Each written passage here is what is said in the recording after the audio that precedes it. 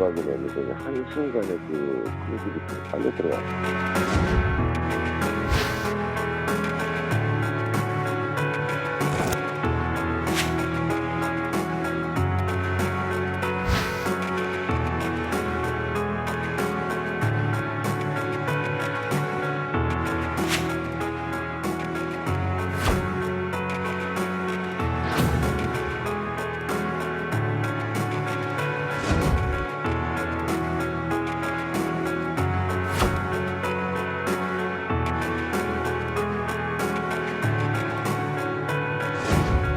어려운 상황이지만은 적극적으로 협조를 해서 최대한의 그 인명 구제가 되기를 바라고요.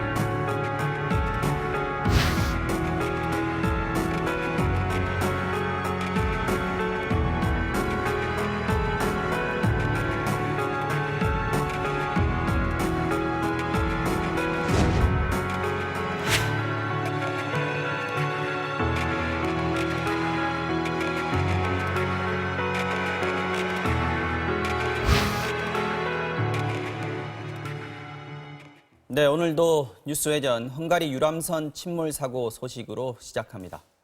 사고 발생 약 35시간이 지나고 있습니다만 안타깝게도 추가 구조자 소식은 나오지 않고 있습니다. 한국인 사망자 7명 가운데 50대 여성 2명의 신원이 확인됐다고 하는데 구체적인 인적 사항은 공개되지 않았습니다.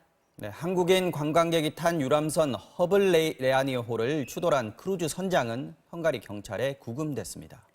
저희 MBC 취재진도 사고 현장에 도착해 취재를 하고 있습니다. 지금 그곳은 날이 완전히 밝았는데요. 헝가리 현지 연결해 보겠습니다. 강현섭 기자, 현재 구조 작업 상황 어떻습니까? 네, 제가 지금 있는 곳은 유람선이 침몰한 다뉴브강 머르기트 다리 근처입니다. 이곳 시간으로 아침 7시 반이 조금 넘었는데요. 사고가 난 지 35시간이 지났는데 안타깝게도 아직까지 추가 구조 소식은 들리지 않고 있습니다. 문제는 현재 이곳 다뉴브강 상황이 좋지 않다는 건데요. 며칠 동안 계속된 폭우로 강물이 현재 크게 불어나 있고 강폭도 400m에 달해 유속이 빠른 편입니다. 다행히 새벽에 예보됐던 비는 내리지 않았지만 기온이 섭씨 14도로 쌀쌀한 편입니다. 바람까지 불어서 체감온도는 더 낮은데요. 여기에 흙탕물 때문에 시야 확보가 어려워진 점도 수색을 방해하는 요소로 꼽히고 있습니다. 네, 이 유속을 감안하면 이 수색이 참 쉽지 않아 보이는데요. 네, 우선 그제 사고 직후 한 명이 사고 지점에서 3km 떨어진 곳에서 발견됐었는데요. 어젯밤 헝가리 경찰이 공개한 사망자 7명의 발견 지점을 보면요. 가장 멀리 발견된 곳이 사고 지점에서 10km가량 떨어진 부다페스트 끝쪽이었습니다.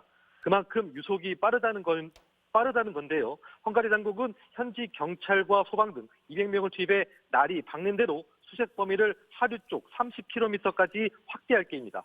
또 유럽 여러 국가를 통과하는 다뉴브 강의 특성 때문에 하류 쪽인 세르비아에도 수색과 구조 협조를 요청해둔 상태입니다. 네, 침몰한 유람선은 이 사고 장소에서 조금 떨어진 하류 쪽 강 바닥에서 발견이 됐죠. 이 인양 작업은 언제쯤 이뤄질까요? 네, 인양에 앞서 무엇보다 중요한 게 선체 내부 수색인데요. 현지 경찰에서도 이 부분에 대해서는 아직 명확하게 답을 내놓지는 않고 있는 상황입니다. 는 충격 당시 배가 두동강이 나면서 가라앉았다는 목격자 증언을 토대로 유람선이 많이 부서진 거 아니냐는 이야기까지 나오고 있습니다. 헝가리 당국은 일단 기중기가 설치된 선박 투입을 준비하고 있는데요.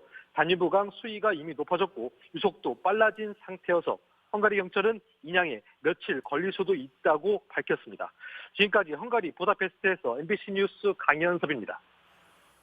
네, 좀 더 자세히 짚어보겠습니다. 스튜디오에 프로파일러 배상훈 교수님 그리고 보도국 국제팀의 윤효정 기자 나와 있습니다. 안녕하십니까?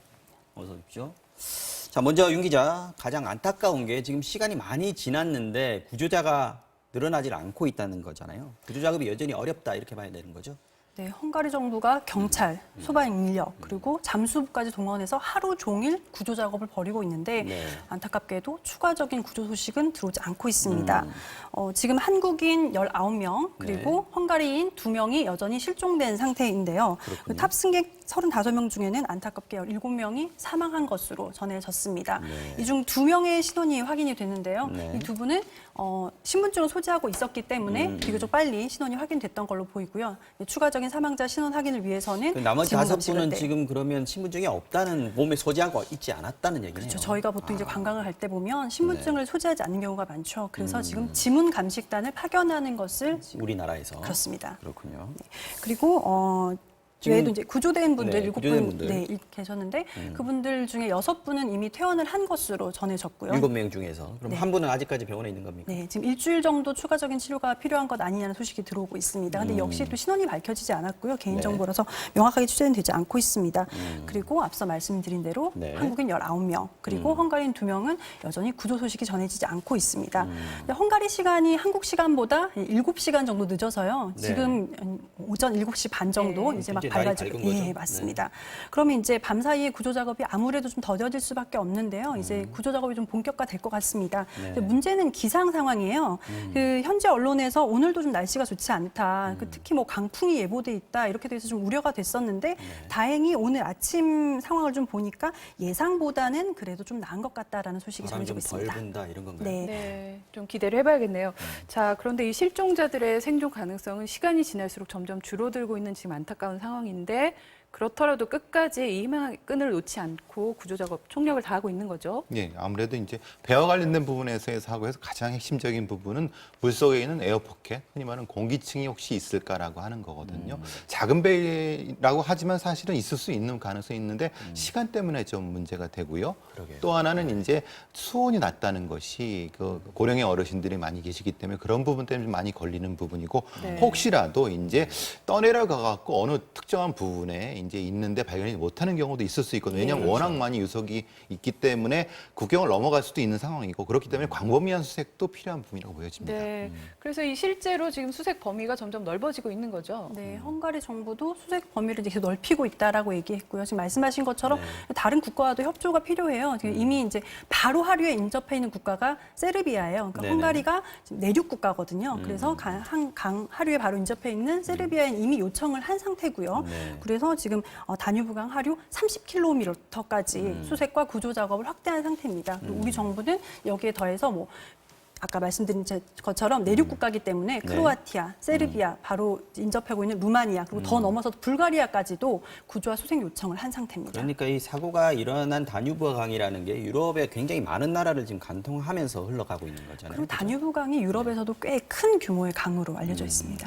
얘기를 들어보니까 루마니아 쪽에다가 요청을 한 것은 루마니아의 어떤 댐이 있어서 거기에 혹시 이 실종자가 좀 걸릴 수 있는 가능성이 있다 이런 얘기도 들리는데 어쨌든 네. 좀 수색이 좀 확실하게 범위를 넓혀서 이루어졌으면 좋겠습니다.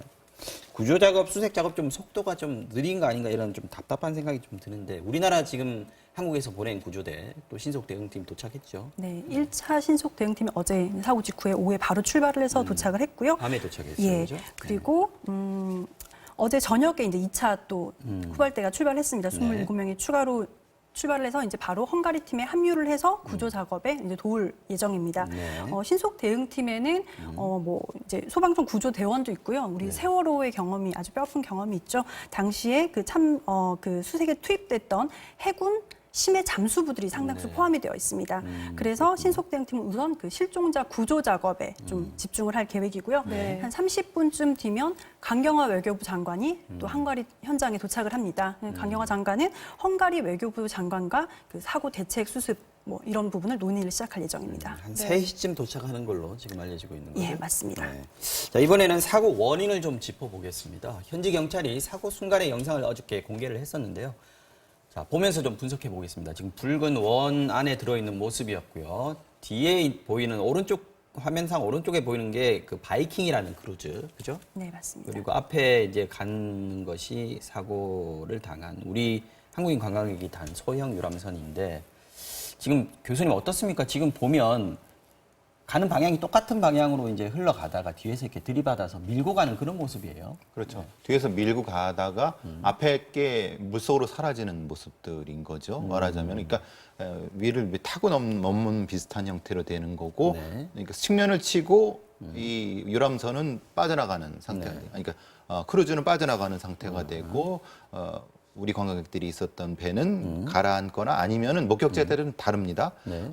그대로 반파됐다는 경우도 있고 아니면 거기서 이제 침수됐다는 경우도 있는데 정확한 부분이 그걸 확인하는 부분이 상당히 중요한 부분일 것 이게 같습니다. 충돌하는 순간이 다리 바로 밑이라서 예. 공간이 좀 좁아서 피하지 못한 거 아니야 이런 생각도 좀 들던데. 그러니까 어떻게 보이세요? 뭐 저기 크루즈 같은 경우가 원래는 저 바깥부터 제동을 했어야 되는데 네. 제동을 못한 거죠. 제동을 못하면은 갑작스럽게 브레이크를 잡을 수가 없는 배는 그런 게 없으니까요. 그렇죠. 근데 처음부터 이제 좀 거리를 벌려놨어야 되는 거 아니에요? 그렇죠. 저거는 그렇죠. 반드시 그 규명해야 되겠지만 선장의 잘못은 분명히 존재하는데 문제는 이제 왜 그 사고가 일어나는 걸 인지하고도 구조를 안 했냐의 이 문제인 거죠. 그냥 구조 안 하고 그냥 지나갔다는 거 아니겠습니까? 그러니까 문제가 원래 그렇다고 보면은 이 선장이 인지가 없었다. 그러니까 말하자면 혹시 이제 음주 상태라든가 아니면 다른 형태의 것이 있는 상태를 자기가 모르는 상태로 됐을 수 있다. 그렇다면 이거 사고 자체가 성격이 완전히 달라지는 거죠. 그런데 혹시라도 그건 알고 있었지만은 뒤에서 다른 사람이 다른 배가 구할 줄 알고 그냥 피했다. 그전 2가지 정도, 3가지 정도 가능성이 있는 거죠. 네, 그래서 지금 그런 증언들이 나오고 있어서 지금 헝가리 경찰이 이 선장을 구금한 상태죠. 네, 맞습니다. 헝가리 경찰이 우크라이나 출신 선장인데요. 지금 부주의와 태만으로 다수의 사망 사고를 냈다. 이런 혐의로 지금 체포했습니다. 근데 지금 체포된 선장을 대상으로 한 수사 상황은 명확하게 알려지진 않고 있어요. 그 대신에 당시에 목격자들이나 뭐 그 탑승을 했다가 이제 구조된 분들의 이제 증언이 먼저 나오고 있는데요. 앞서 교수님도 말씀하셨지만 충돌을 한 이후에도 적절한 조치를 하지 않고 그대로 계속 운항을 했다는 거예요. 그러니까요. 예, 그래서 이 부분에 대해서도 추가적으로 명확하게 수사가 이루어져야 될 것 같습니다. 원래 이제 사고를 냈으면 바로 이제 그 혹시 빠진 사람이 없는지 구호 조치를 하는 게 어떤 그 배 선장으로서 의무사항일 텐데요. 어느 나라든지요, 그죠? 당연한 거죠. 그렇습니다. 그리고 지금 이 규모 차이가 굉장히 컸어요. 네. 지금 사고가 난 유람선 같은 경우에는 27m 정도 아주 소형 유람선이었거든요. 근데 뒤에서 이제 그 추돌을 한 크루즈선 같은 경우에는 길이가 135m. 배 길이만 해도 벌써 5배 차이죠. 그러네요. 예, 그리고 안에 객실도 95개나 있는 그리고 올해 건조된 아주 신형 대형 크루즈로 이제 전해지고 있습니다. 들이받은 거는요. 예, 네. 그러다 보니까 이제 추돌을 한 이후에 이 유람선은 바로 침몰을 해버렸지만 이 크루즈선은 뱃머리에 약간 긁힌 자국 정도가 있었다라고 얘기를 하고 있고 지금 외신들을 통해서 그 당시 크루즈선에 타고 있던 그 탑승객들의 증언들이 들어오고 있는데 추돌 당시에 충격조차도 느끼지 못했었다라는 큰 배 타고 있던 사람들은 예, 그렇습니다. 그냥 단지 갑판 위에 있다가 그 모습을 봤을 뿐이지 충격은 전혀 느끼지 못했다. 이런 증언들이 나오고 있습니다. 자, 이 사고를 낸 크루즈선과 달리 사고를 당한 허블레아니호는 70년 된 낡은 배인 것으로 드러났죠. 혹시 이런 점 때문에 충격에 더 취약했던 건 아닌지 의문이 제기되고 있는데요. 신정현 기자의 리포트 보고 오시겠습니다. 헝가리어로 인어라는 뜻의 허블레아니호는 길이 27m의 작은 유람선입니다. 1층과 2층으로 나뉜 이중갑판으로 구성되어 있습니다. 일반 소형 유람선처럼 천장과 유리창으로 막힌 1층에는 식탁과 의자가 놓여 있고 2층은 간이 천막에 덮인 5개 공간으로 관광객이 앉아서 전망을 구경할 수 있게 꾸며져 있습니다. 내부 도면을 보면 갑판 가운데 오르내릴 수 있는 계단 2개가 서로 마주보고 있습니다. 갑판 앞뒤는 관광객을 위한 공간인데 2층에 13개, 1층에 11개 탁자가 있습니다. 이 유람선의 최대 탑승 인원은 60명이지만 관광용 유람선으로 이용될 때는 45명입니다. 이 선박을 소유한 회사는 홈페이지에 보유하고 있는 유람선 12척을 소개하면서 허블레아니가 가장 작은 선박 중 하나라고 설명하고 있습니다. 로이터 통신은 선박 등록부를 확인한 결과 허블레아니가 1949년 옛 소련에서 제작됐고 1980년대 헝가르제 새 엔진을 장착했다고 보도했습니다. 다뉴브강이 한강의 한 3분의 1 정도 크기가 되는데 계속 선착장이 이렇게 늘어나거든요. 배들은 어디서 가져오는지 모르겠는데 좀 노후된 배들이 상당히 많고 이와 관련해 선박회사는 허벌레아니를 2003년부터 운항했다며 정기적으로 유지 보수를 받았다고 설명했습니다.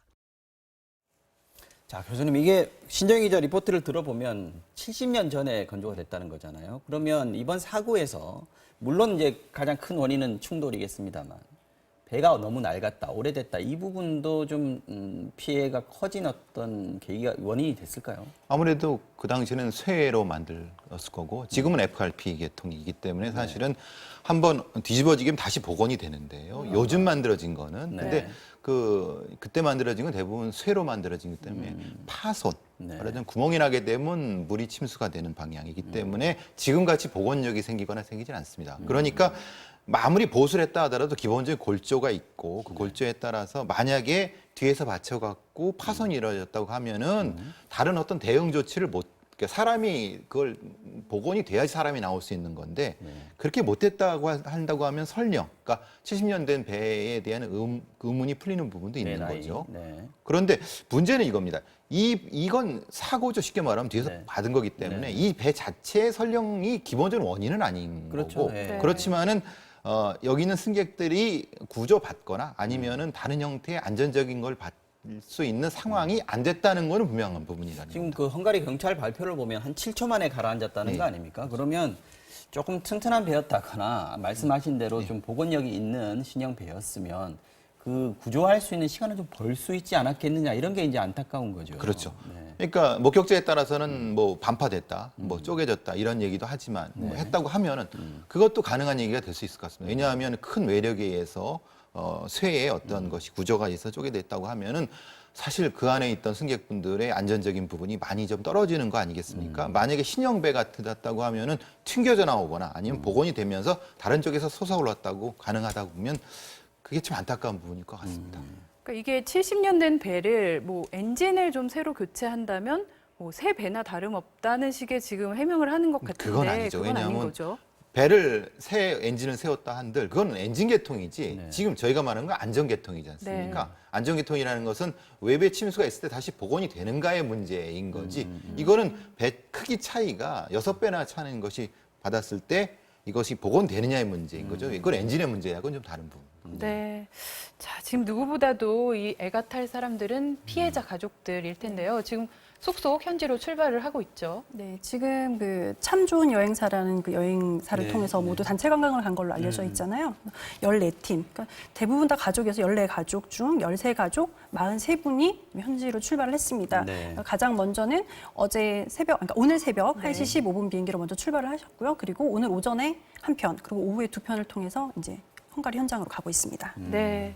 자, 이번 사고의 피해자들 거의 대부분이 가족 여행객들이었습니다. 특히 자녀들과 함께 해외여행에 나섰던 50, 60대 중장년층이 많았는데요. 안타까운 사연들이 많습니다. 윤수한 기자의 보도 보시겠습니다. 패키지 여행의 특성상 탑승객 대부분은 9개 그룹의 가족 단위였던 것으로 알려졌습니다. 여행사에서 공개한 유람선 탑승객 명단을 보면 부부 또는 모녀 등 가족끼리 여행길에 오른 사람들이 대부분이었습니다. 인천에서 온 30대 여성은 6살 난 딸과 함께 부모님을 모시고 배에 탔다가 일가족 모두 지금은 생사를 알 수 없게 됐습니다.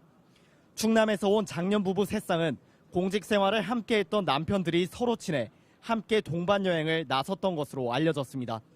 한 40대 여성은 시누이들과 유럽 여행길에 올랐는데 혼자 구조됐을 뿐 다른 가족의 생사를 확인하지 못하고 있습니다. 또 다른 30대 여성은 50대 어머니와 60대 이모 등을 모시고 해외로 나왔다가 모녀만 구조됐습니다. 가족도 있고요. 아마 친목, 동창 이런 모임도 있는 걸로 알고 있습니다. 그걸 상황을 더욱 미루어 짐작할 수밖에 저희도. 유람선 탑승객 30명 가운데 최고령자는 71살, 50대 이상 중장년층이 20명으로 대부분을 차지했습니다. 사망자와 실종자 역시 5, 60대가 16명으로 가장 많았습니다. 네. 자, 윤 기자, 사고가 나자마자 처음에 이제 보도가 되기로는 폭우가 내리고 있었다. 그런데 왜 출발했을까 이런 의문들이 있었거든요. 근데 지금 우리 목격자들이나 아니면 뒤에 이제 관광객들 현지에서 나오는 얘기를 들어보면 배가 출발할 때는 그렇게 심하게 비가 내린 상황 아니었다 이렇게 얘기하고 있거든요. 어느 게 맞습니까? 그 사고 당일에는 홍수가 날 정도로 이렇게 폭우가 내린 게 아닌 것 같습니다. 그런데 이제 강이잖아요. 근데 사고가 나기 전에, 그러니까 지난 한 15일부터 일주일간 엄청난 폭우가 내렸다고 해요. 그러니까 이 강 수위가 굉장히 높아져 있었던 상황이었던 거죠. 그래서 그리고 수위가 높다 보니까 물살도 꽤 거셌고요. 지금 다뉴브강을 관리하는 곳이 헝가리 물관리청이라고 해요. 여기 대변인 의 얘기가 외신에 들어온 게 있어서 봤더니 사고 당시의 유량이 평소에 2배 수준이었다. 2배. 예. 그러니까 종합해 보면은 폭우가 왔고 그래서 수위도 높아져 있고 유량도 많고 그래서 유속도 상당히 빨랐던 것 같습니다. 네, 지금 수위가 한 5m 정도 네, 된다고 지금 오늘은 해요. 6m까지 올라갈 걸로 또 예상이 되고 있거든요. 그런데 그러면 이런 상황이었으면 출항을 하지 말아야 했느냐? 이 부분에 대해서는 좀 더 생각해 볼 부분이 있는 것 같아요. 지금 외신들이 들어오는 걸 종합해 보면 허블레아니호뿐만 아니라 당일에 다른 유람선들도 일단 출항은 했던 걸로 이렇게 확인이 되고 있습니다. 봐도 배들이 많이 배들이 달리고 상당히 많이 있었죠. 보이죠. 그리고 이제 이게 우리나라의 안전 기준을 잣대로 헝가리 정부의 책임을 묻을 수 있는가 이 부분에 대해서도 조금은 생각을 해보아야 될 문제 같습니다. 예. 자, 그러면 여기서 사고 당시 현장에서 상황을 지켜본 분들 인터뷰 내용을 한번 들어보겠습니다. 자, 한 분은 정박장에서 뒤에 이제 출발하려고 배에 올라 있던 분이고 또 한 분은 구조 작업을 다리 위에서 한번 지켜본 그런 분입니다. 두 분의 인터뷰 이어서 들어보시겠습니다. 네, 저희도 이제 패키지 상품 중에 하나로 다뉴브강 유람선 야경 투어를 하러 갔어요. 네. 시간대가 저희 때는 9시 20분 정도 있어요. 현지 시간으로 밤. 승선하고 10분 정도 지나니까는 10분에서 15분 정도 지나니까 저희한테 함선 명령이 떨어지더라고요. 그래서 하선하라고. 그래서 앞에 쪽에 지금 현재 침몰 또는 전복 사고가 지금 발생했다. 그래서 빠른 시간 안에 하선을 해야 된다. 이렇게 해서 알게 됐습니다. 폭우처럼 내리지는 않았어요. 폭우는 이제 소화기처럼 흠뻑 젖을 정도로 내리는데 그냥 우산을 쓰는데 바람은 살짝 분다 이 정도의 느낌이라고 생각하시면 될 것 같아요. 근데 비가 억수같이 쏟아지고 그런 건 아니었어요. 강폭이 많이 크지는 않아요. 그래서 배들이 수십 척이 그냥 딱 봐도 보여요. 그래서 그것도 질서정연하게 배가 움직인다는 느낌은 없었어요. 그래서 또 부딪힐 수도 있겠다 이런 느낌도 가질 정도가 있었으니까 약간 무질서한 그런 항로를 가고 있구나 이런 생각을 할 수 있습니다. 승선하자마자 구명조끼 입어라, 구명조끼 위치는 어디다 이런 거는 들은 적은 없습니다. 제가 듣기로는 그 일대 모든 소방차, 경찰차가 다 왔다라고 알고 있거든요. 그리고 정말 제 눈에 봤을 때도 그 다뉴브강 그 거리를 소방차하고 경찰차가 가득 채웠어요. 구조 활동을 신속하게 빨리 한다는 느낌을 받았어요. 왜냐하면 제가 하선하자마자 구급차나 소방차는 대부분 도착했었거든요. 지금 비가 계속해서 내리고 있고요. 안개도 좀 많이 낀 상태입니다. 구조 상황을 보자면 새벽녘에는 구조선들이 좀 많이 나와 있고요. 그나마도 한 3척 정도 되는 것 같습니다. 배를 계속 옮기시면서 뭔가를 계속 관찰하고 계시고요.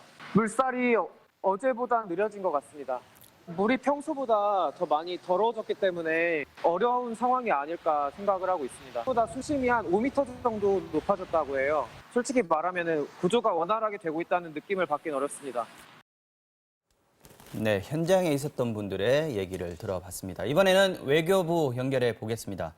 조욱형 기자가 나가 있죠? 네, 외교부에 나와 있습니다. 네, 한국인 사망자 중에 2명의 신원이 먼저 확인이 된 거죠. 네, 그렇습니다. 외교부가 확인한 내용 중심으로 전달을 해드리겠습니다. 2명 모두 50대 여성으로 김 씨와 이 씨 성을 가진 것으로 알려졌습니다. 그러나 나머지 5명의 신원은 아직 확인이 되지 않고 있습니다. 외교부 당국자는 2명의 경우 사고 당시에 신분증을 가지고 있어서 확인이 가능했지만 5명은 신분증이 없어서 신원 확인에 시간이 걸리고 있다 이렇게 설명을 했습니다. 사고 직후에 구조되신 분들의 건강 상태는 양호한 것으로 전해지고 있습니다. 구조자 7명 중에 6명이 퇴원을 했고 골절상을 입은 1명만 현재 입원 중인데 생명에 지장은 없는 상태입니다. 네, 조 기자, 현지 수색하고 구조 작업 관해서는 어떤 소식들이 들어와 있는지요? 네, 헝가리 부다페스트 현지의 수색 구조 작업에 아직까지 큰 진전은 없어 보입니다. 외교부 당국자는 다만 헝가리 당국이 대테러청 소속 잠수부를 투입해서 선체 내부 수색에 착수할 거라고 기자들에게 말을 했습니다. 다뉴브강의 유속이 빠르기 때문에 외교부는 다뉴브강 하류에 위치한 국가들에도 수색 협조 요청을 해놓은 상태입니다. 이 중에 세르비아는 이미 잠수부 15명을 투입해서 강 바닥과 북을 살펴보고 있다고 외교부에 전해왔습니다. 외교부는 루마니아 당국에도 협조를 요청했습니다. 다뉴브강 하류가 지나는 루마니아에 댐이 하나 있기 때문입니다. 빠른 유속의 실종자들이 떠내려갈 경우 루마니아에 있는 이 댐 인근에서 발견될 가능성을 배제할 수 없기 때문에 외교부는 특히 루마니아와의 협조가 중요하다고 보고 있습니다. 자, 우리 정부가 파견하는 수색 구조 인력 더 늘린다고요? 그렇습니다. 정부는 현지 파견 신속 대응팀의 인력을 39명에서 47명으로 증원을 했습니다. 먼저 출발한 해군 SSU 등 구조 인력들은 도착을 하는 대로 현장에 투입이 될 것으로 보입니다. 특히 신원 확인의 속도를 내기 위해서 경찰청 지문 감식반이 오늘 현장에 투입이 될 것으로 현장에 파견이 될 예정입니다. 어젯밤 출국한 강경화 외교부 장관은 잠시 뒤인 한국 시간으로 오후 3시를 조금 넘어서 헝가리 부다페스트 현지에 도착을 합니다. 강 장관은 도착 즉시 사고 현장을 먼저 둘러본 뒤에 헝가리 외무장관과 내무장관을 잇따라 만나서 적극적인 협조를 요청을 할 계획입니다. 피해자 가족들과의 만남 역시 추진이 되고 있습니다. 지금까지 외교부에서 전해드렸습니다. 네, 조국균 기자 수고했습니다. 자, 교수님 어떻습니까? 지금 우리 이제 신속 대응팀이 현지에서 이제 활동을 시작을 했거든요. 그런데 현지에서 사고의 문제점을 파악한다거나 아니면 현지 수사에서 미진한 부분들이 발견이 됐다라고 했을 때 우리 정부가 헝가리 정부에 요구할 수 있는 뭐 이런 체계들이 좀 있습니까? 기본적으로 이제 쌍무적인 협정이 이루어지지 않는 걸로 제가 알고 있고요. 말하자면 우리 정부와 헝가리 정부 사이의 특정한 형태의 어떤 협정 부분보다는 전체적인 형사사법기구의 공조 정도, 정부 간의 공조 저띠의 큰 틀만 이루어진 걸로 알고 있는 상태고 지금 이게 어떤 형사사건이라기보다는 일종의 과실치사 형태, 사고에 그러니까 거기에 조금 더 과실이 더 들어간 형태이기 때문에 뭐 범죄인도 이런 형태의 차원하고는 조금 다른 부분이라고 보여지고요.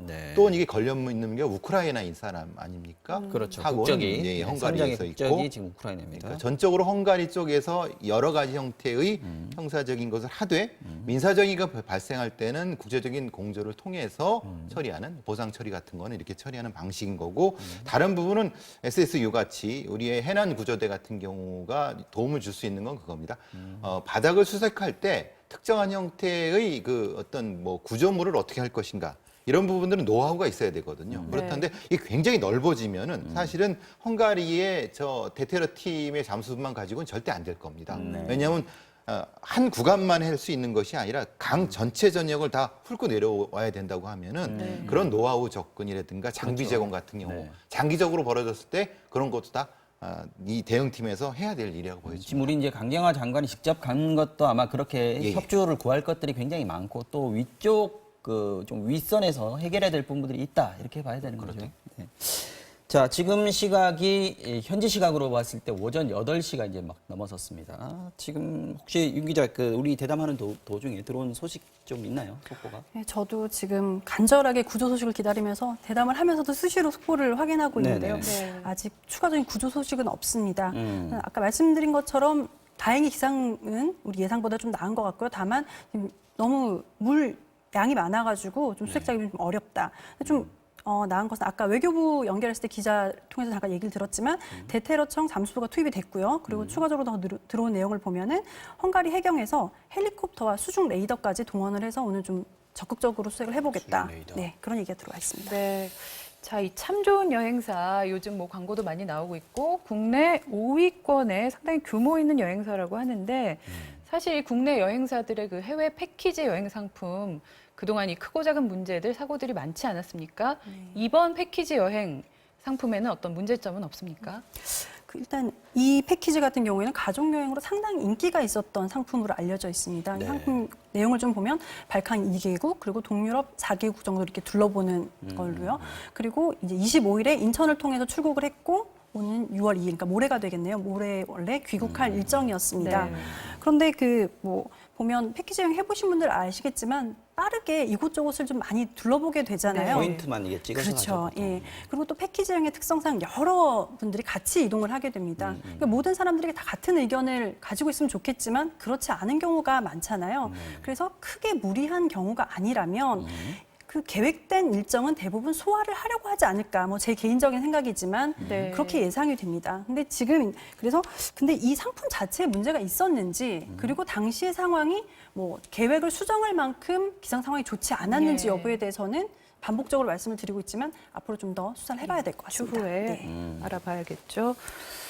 자, 배 교수님, 이게 지금 다른 나라에서 일어난 사고이고 일종의 아까 말씀하셨듯이 교통사고의 형태를 띠고 있는데 누가 책임져야 되느냐 이런 얘기들이 지금 조금씩 나오고 있습니다. 물론 수사도 해야 되는 거고 구조 작업도 지금 하고 있는 중이라서 조금 섣부르다는 생각도 좀 드는데 어떻습니까? 책임의 소재는 어디에 가장 많다고 보십니까? 가장 먼저는 이제 크루즈 선장을 조사하는 과정에서 왜 접근을 했느냐, 네. 접근 후에 왜 사후 조치를 안 했느냐에 대한 부분이 명확히 규명이 돼야 이게 되는 제일 큰 거고, 거죠. 1번이죠. 그리고 또 하나는 안전적인 부분이겠죠. 이 유람선 같은 경우가 특히 이제 뭐 구명이라든가 이런 부분이 왜 거기 헝가리의 기준이 맞느냐?